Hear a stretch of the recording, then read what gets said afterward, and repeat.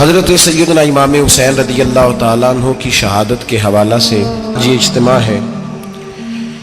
امت مسلمہ کچھ آزمائشوں کا شکار ہے، کچھ ہمارے ذہن اس طرح کے ہو گئے، عام آدمی سے لے کر بڑے آدمی تک کہ کوئی بات بڑی جلدی ہمارا ذہن قبول ہی نہیں کرتا۔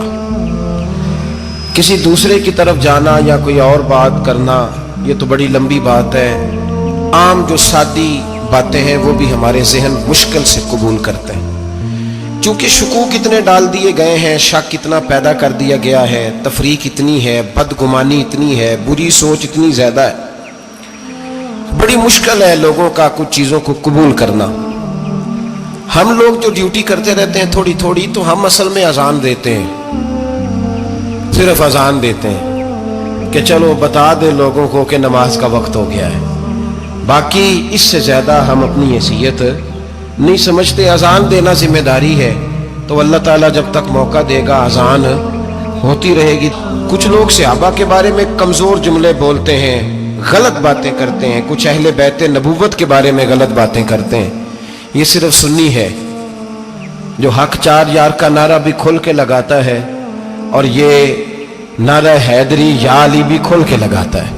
یہ اللہ نے صرف ہمیں مقام، وہ الگ بات ہے کہ ہم لوگ سننے کو تیار نہیں، سمجھنے کو تیار نہیں کہ اللہ نے ہمیں مرتبہ کتنا عطا فرمایا ہے۔ یہ صرف ہماری امام حسین کی شہادت کا کچھ تھوڑا سا پس منظر۔ شہادت ہمارے ہاں بیان ہوتی ہے اس انداز میں کہ لگتا ہے کہ کسی مظلوم بندے کو کسی نے پکڑا ہوا تھا تو وہ سارے اسے مار رہے تھے اور وہ منتیں کر رہا تھا کہ مجھے نہ مارو، اتنی ہائے ہائے کی جاتی ہے کہ محسوس ہوتا ہے کہ امام علی مقام بڑے پریشان تھے کہ کسی طریقے سے، اور ان کا خاندان بڑا تکلیف میں تھا کہ جلدی کہیں کربلا سے نکل جائیں۔ حالانکہ اس دھرتی پہ، اس کائنات پہ صبر، شجاعت، استقامت اور حوصلہ جس سے کائنات سیکھے گی وہ صرف امام حسین ہی ہے۔ اتنے بڑے صابر آدمی کے بارے میں اس طرح کا رویہ اختیار کرنا کہ وہ تو گویا اس طرح کر رہے تھے کہ بس کسی طریقے سے میری معذرت، تو یہ امام حسین کی مظلومیت سنا کے لوگوں کو اس طرح کا کر دیا جاتا ہے، یہ انداز بتایا جاتا ہے کہ شاید واقعہ کربلا رونے دھونے کا نام ہے، حالانکہ بات یہ نہیں ہے۔ یزید کی لشکر جو امام حسین کے مقابلے میں آیا، امام حسین کے لشکر کی تعداد 72 تھی، تو یزید نے 22,000 آدمی، مجھے بتائیے 72 کا 22,000 سے کوئی مقابلہ ہوتا ہے؟ بولیے۔ عمر بن سعد نے پھر عبید اللہ ابن زیاد کو لکھا کہ بھائی جو اچھی خوشامد کرے اسے اچھی وزارت ملتی ہے، اچھی وزارت اسے دیتے ہیں، جو ذرا صحیح بدتمیز بھی ہو اور صحیح وکالت کرنے والا اسے وزارت صحیح دیتے ہیں۔ اس کا مزاج تھا۔ یہ چلاک لوگ زندگی میں ہمیشہ دھوکہ کھاتے ہیں، چلاکیاں انسان کو گراتی ہیں اور اتنا منہ چھیل جاتا ہے کہ منہ پہچانا ہی نہیں جاتا۔ بندہ اپنے آپ کو رب رسول کے حوالے کر دے تو اللہ بڑی بہترین جزائیں عطا کرتا ہے۔ یہ لوگ تیزی دکھاتے ہیں بعض، تو یزید بھی تیزی دکھانے والا۔ یاد رکھیں ووٹ برادری کا نہیں ہوتا، ووٹ برادری کا نہیں، ووٹ دین کا ہوتا ہے۔ جو بندہ دین کے، ملت کے، مذہب کے معیار پہ پورا نہ ہوتے اسے حکمت کے تحت بھی ووٹ دینا جائز ہے۔ ہاں یہ بات سچی ہے تو بہرحال سچی ہے، یہ یاد رکھ لے۔ ہمارے ووٹ سے کوئی ایم این اے، ایم پی جتنے ظلم کرے گا، ووٹ دینے والا اس کے ظلم میں شریک ہوگا، بالکل 100%، یہ لکھ لیں بات۔ ہم اس وقت بڑی جلدی، پتہ نہیں ہمیں کیا مسئلہ ہو جاتا ہے، اتنی مصیبت انہیں نہیں بنی ہوتی، نہیں یہاں بنی ہوتی ہے۔ خدا کا خوف کریں، امام علی مقام ووٹ ہی مانگ رہا تھا نا یزید، اور پھر اس نے بڑے بڑے لالچ دیے، اس نے کہا کہ آپ 5-4 صوبے ہیں جس کی گورنری مرضی رکھ لیں، دولت آپ کی مرضی کی۔ تو پھر آج ہمیں بھی لوگ مشورہ دیتے ہیں، کہتے ہیں مسجد میں سیاست نہیں ہونی چاہیے۔ میں نے کہا کیا کریں، یہ امام حسین ہمیں مجبور کر گئے، کوئی نہ کوئی بات کرنی پڑ ہی جاتی ہے۔ امام علی مقام نے فرمایا چھپ کے ووٹ کی بات، بیعت کی بات نہیں ہو سکتی۔ آپ نے جا کے لوگوں سے مشورے، بڑے کم لوگ ہوتے ہیں، بڑے کم لوگ، جسے زندگی ہو پیاری وہ یہیں سے لوٹ جائے۔ میرے قافلے میں شامل کوئی کم ظرف نہیں ہے، بڑے کم لوگ ہوتے ہیں جو ارادوں کے، وعدوں کے ہمیشہ ساتھ چلنے کے پکے ہوتے ہیں، ورنہ بڑے لوگوں کو گرمی لگنے لگتی ہے۔ ہر بندہ نہیں کہتا اسی ویسے جو نا ان جیسی حمایت فراڈیاں دی کرن ڈے ہیں تو پھر چھڑ دے کیوں نہیں؟ ہیں انجے دھوکھے باز ہی انہیں کرایا انہیں کھ نہیں تو پھر چھوڑ دو جان، تم ہی چھوڑ دو. یہ بندہ بات صحیح کر رہا ہے، بندہ ویسے یہ بات صحیح کر رہا ہے پر اجے حالات نہیں ٹھیک ہے دے والے بندے ٹھیک نہیں. پر کیا تماشا ہے، کب تک ایسا رہے گا کہ کب تک یہ بات چلے؟ بھائی بچے ساتھ ہو، صحرا کا علاقہ ہو، تپتی ہوئی ریت ہو، اتنے کٹھن اور سخت حالات، چاروں جانب موت ہی موت، دور دور تک اپنوں کا نام و نشان کوئی نہیں، اور اکیلے فیصلہ کرنے والے امام حسین، باقی سارے بچے ہیں یا عورتیں، سارے بڑے اکیلے. 19 لوگوں کو ایک بار میں حضرت ایسے ہی تماشا بنا دیا ہے. مظلوم تھے وہ تو رو رہے تھے، ہر مقرر یہ کہہ رہا ہے کہ وہ تو بار بار کہہ رہا پانی مل جائے، پانی آ جائے، ترس گئے. خدا کا خوف کرو، یہ دلیر لوگ تھے، ان کی باتیں آج بھی پڑھ کے دلیری پیدا ہوتی ہے، دلیری پیدا ہوتی ہے، دلیری. دوسرے پہ مشکیزہ وہ بھی کٹا. دیکھ لو میں پس منظر پہ ہوں ابھی تک، میں بتا رہا ہوں کہ جہاد کس کے خلاف تھا؟ ظالم حکمران کے خلاف، ظالم کافر کے خلاف نہیں، مشرک کے خلاف نہیں. حضرت امام حسین رضی اللہ تعالیٰ عنہ نے ہر جگہ ایک ہی بات کی کہ یزید شرابی ہے تو بچے کٹوا دوں گا، شرابی کو ووٹ. یہ ایک نہیں، ہر کتاب میں یہی لکھا، ہر کتاب میں، اور ہر مسلک کی کتاب. یزید چونکہ مجرے دیکھتا ہے، رنڈیوں کا ناچ دیکھتا ہے، بچے کٹوا دوں گا، اس کے ہاتھ میں ہاتھ.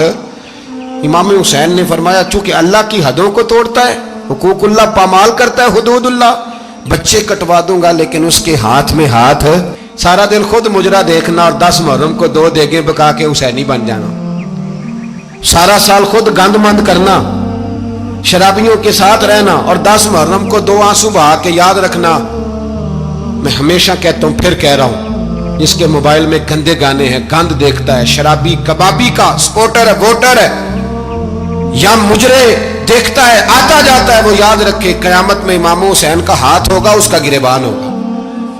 ہم سے نہ رقم ہوں گے قصیدے یزید کے، ہم لوگ تو حسین کے سیرت نگار. حضرت عباس اب بھی ہو جائے، لیکن جو بندہ نبی پاک کی ماں کو دوزخی کہے، حضور کے باپ کو جہنمی کہے، یزید کو امیر المومنین کہے، اس کے ساتھ اتفاق رائے کر لیا جائے، یہ مذہب ہماری سمجھ میں نہیں آتا، بالکل نہیں آتا، قطعاً نہیں ہماری سمجھ میں آتا. کیسے اتحاد کر لیا جائے؟ یہاں تو میرے بھائی جو ہمارے ابا کا مخالف ہو اس سے اتحاد نہیں ہوتا، اور جو نبی پاک کے والد کو دوزخی کہے اس سے اتحاد ہو جائے. کہتے ہیں وہ جی اتنی فرقہ واریت ہو گئی، ہم کس مسجد میں جائیں؟ 60 پارٹیاں پاکستان میں رجسٹرڈ ہیں جو الیکشن لڑتی ہیں. کبھی کسی بندے کو ٹینشن نہیں ہوئی کہ کس کے پاس جائیں کس کے پاس نہ جائیں، کبھی نہیں کو بولا کہ اب وہ بھی کھڑا ہو گیا، وہ بھی، کوئی ٹینشن نہیں. مذہب کی باری ٹینشن ہو جاتی ہے، اتنا بڑا مذہب ہوتا ہے بھائی، غلط بندے بھی آ ہی جاتے ہیں بیچ میں، تھوڑا پہچان کے چلنا پڑتا ہے صحیح کون ہے اور غلط. اور یہی تو ہمیں امام حسین نے بتایا ہے کہ مذہب کے اندر ہی تم نے شناخت کرنی ہے کہ بندہ ٹھیک کون ہے اور بندہ غلط. یہی تو کربلا ہے، یہی تو امام حسین نے بتایا، کفر اسلام نہیں، حق اور باطل. یہ ہے درس، یہ ہے پیغام، یہ ہے پیغام، یہ ہے. یاد رکھو موت تیزی سے آ رہی ہے، ہمارے ساتھ والے دائیں بائیں والے سب چلے گئے، اسی طرح نمبر لگے گا، ایک دن اعلان ہوگا. ضمیر کے قیدی بن کے زندگی نہ گزارو، بالکل نہ گزارو. یہ تھوڑی سی زندگی ہے دنیا، سجن المومن. حق بات کرو، حق پہ ڈٹنا سیکھو، دین سمجھو. خبردار رسول پاک صلی اللہ علیہ وسلم کے دین میں ظالم، جابر، فاسق، فاجر کی کوئی گنجائش قطعاً نہیں ہے. اپنے آپ کو سمیٹو، اپنے آپ کو سنبھالو، دین میں اپنا کردار ادا کرنے کی کوشش کرو. دین طلب کرتا ہے ہم سے کہ ہم نے دین کو کیا دیا ہے. امام حسین نے سارا گھرانہ دین کے لیے دے دیا. ہمارا جو بچہ کسی کام کا نہیں رہتا اسے مدرسے داخل کراتے. ہم نے دین اتنا کمزور کر دیا ہے کہ عالم اگر شور نہ کرے، عالم اگر شور نہ کرے، زور نہ کرے، گھٹن والا ماحول ہو گیا ہے. مذہب کی پوزیشن کمزور کر دی. اب جہاں تک اس بات کا تعلق ہے جی فرقے ہو گئے، تو میرے بھائی یہ کوئی اتنی خطرناک بات، یہ کوئی اتنا مشکل معاملہ نہیں ہے. یہ تو امام حسین نے بتا دیا تھا کہ یزید کے طور پر ایک غلط فرقہ کھڑا ہو گیا ہے، لہذا اس کا مقابلہ کرنا ہے. اس میں کوئی بری بات ہے، لیکن ایک سبق ہے بزرگوں کا کہ اگر سچی بات بھی نہیں کرنی تو پھر اس منبر کا حق ادا نہیں ہوتا.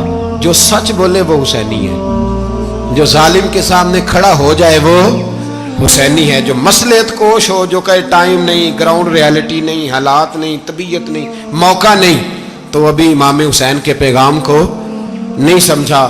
میں بہت سارے بزرگوں کا نام اس لیے نہیں لیتا کہ لوگ ایسے نہ کہیں کہ کسی کا نام کیش کرایا جا رہا ہے، لیکن میں نے سارے مناقب پڑھے ہیں۔ میری لائبریری میں کتابیں ہیں، میں پڑھتا رہتا ہوں، میں سفر میں بھی ساتھ رکھتا ہوں۔ لیکن حضرت شیخ عبدالصبور بیگ منشور ہزاروی کا شعر امام علی مقام کے مقابلے میں اس طرح کا ہے کہ مجھے سارے شاعروں سے زیادہ وزنی محسوس ہوتا ہے۔ انہوں نے کہا تھا اس شاہ مشرقین کی، اس نور عین کی مطلوب ہے جہاں کو قیادت حسین کی۔ انسان کا سب سے زیادہ تعلق اس کے رب کریم کے ساتھ ہوتا ہے۔ اللہ تبارک و تعالیٰ کی طرف سے اسے نعمتیں ملتی ہیں، رب کریم کی طرف سے اس پر عطائیں ہوتی ہیں۔ اللہ کی طرف سے وہ آیا ہے اور واپس اللہ ہی کی طرف لوٹ جائے گا۔ ابتدا بھی مالک کریم کی ذات ہے اور انتہا بھی اسی رب کریم کی ذات ہے۔ انسان دنیا میں جتنے بھی پیچ و تاب کرتا ہے، جتنی بھی دنیا داری کرتا ہے اور جتنے بھی معاملات میں وہ وقت گزارتا ہے، وہ سارے عارضی ہیں، وقتی ہیں، اور بہت ساری چیزیں تو صرف اور صرف دھوکہ ہیں اور دھوکے کے سوا کچھ بھی نہیں۔ اگر اس کا یہ ذہن بن جائے کہ میں نے اپنے تعلقات کو، اپنے معاملات کو اپنے رب کے ساتھ صحیح رکھنا ہے، تو جب اللہ کے ساتھ اس کے معاملات ٹھیک ہوتے ہیں تو بندوں کے ساتھ خود بخود ہی ٹھیک ہو جاتے ہیں۔ اگر خشیت الہی پیدا ہوتی ہے، خوف خدا اسے نصیب ہو جاتا ہے، اور اگر اللہ تبارک و تعالیٰ کا قرب اسے میسر آتا ہے، اس رستے کا یہ سفر شروع کر دیتا ہے، تو بندوں کے ساتھ تو معاملات ویسے ٹھیک ہو جاتے ہیں۔ اس لیے کہ جب اللہ سے ڈرے گا، نہ دھوکہ کرے گا، نہ فریب کرے گا، نہ جھوٹ بولے گا، نہ کسی شخص کے ساتھ بددیانتی کرے گا، جب اللہ کے ساتھ اس کا تعلق ٹھیک رہے گا، اور جب یہ اپنے آپ کو آزاد سمجھے گا نا کہ میں ہوں اور میں ہی ہوں اور میں نہیں چلنا ہے، تو پھر یہ اپنی مرضی سے معاملات کو چلائے گا تو خرابی پیدا ہوگی۔ اللہ تبارک و تعالیٰ کے ساتھ انسان کا جو رشتہ ہے، اس میں انسان کی کچھ کمزوریاں آڑے آتی ہیں، گناہ ہو جاتے ہیں، غلطیاں ہو جاتی ہیں۔ ان غلطیوں کے بعد اپنے رب کریم کے ساتھ اپنے تعلق کو مضبوط کرنے کے لیے اللہ رسول نے جو ہمیں وظیفہ دیا اس کو استغفار کہتے ہیں۔ استغفار ویسے اس کا لغوی معنی تو ڈھانپنا ہوتا ہے، یہ غفر سے بنا ہے، لیکن اس کے اصطلاحی معنی یہ ہے کہ جو گناہ انسان سے ماضی میں ہو جائے ان سے معافی چاہنے کا نام استغفار ہے۔ کچھ لوگ توبہ اور استغفار کا لفظ اکٹھا بولتے ہیں، لیکن توبہ کا معنی ہوتا ہے آئندہ گناہ نہ کرنے کا وعدہ کرنا، اور استغفار کا معنی ہوتا ہے پچھلے گناہوں سے